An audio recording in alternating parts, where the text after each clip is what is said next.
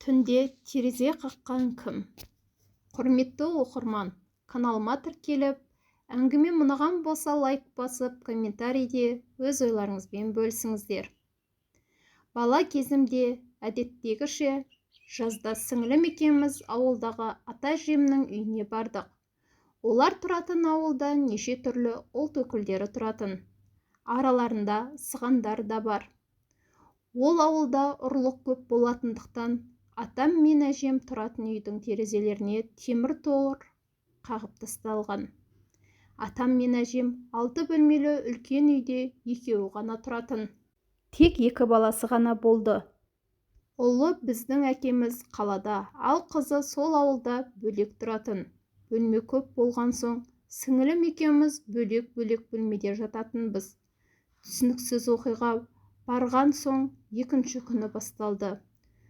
Түн ортасында біреудің терезені тықылдатқанынан оянып кеттім. Бізге қырындамақ болып жүрген көршінің ұлдары болар деп ойладым. Терезеге жақын барып қарадым, бірақ ешкім байқалмады. Қайта келіп орныма жаттым. Сәлден соң қайта көзім ілініп кетіпті. Ертеңінде күндіз өзім жататын бөлме терезесінің сырт жағына аяғы сынған ескі орындықты әкеліп қойдым. Ондағы ойым, түнде көршінің ұлдары терезеден қарамақ болып мінгенде омақасып құласын деген қулық болатын. Түнде тағы да терезе тырсылынан оянып кеттім. Терезенің арғы жағынан ақ киім киген біреудің көлбеңдеген сұлбасын байқадым.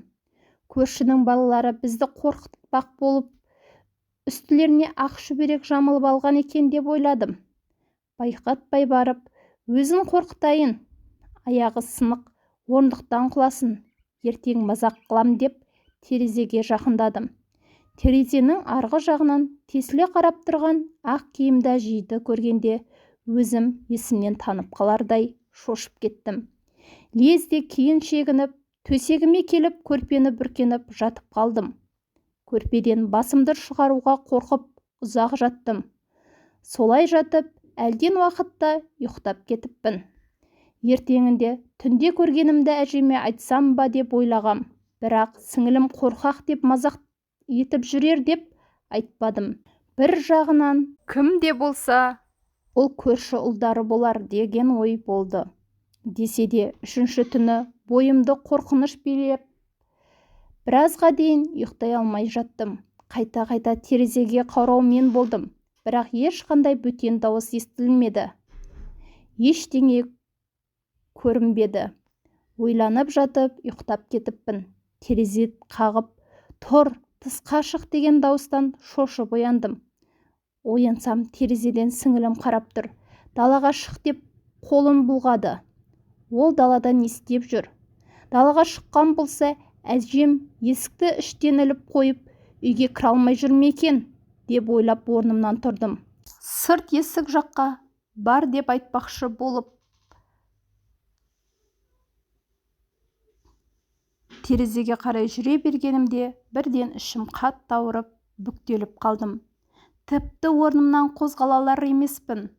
Бірақ есікті ашып, сіңілімді үйге кіргізуім керек. Зорға жылжып, сырт есікке қарай жүрдім. Ішім бүріп ауырып, қозғалуға мұрша берер емес.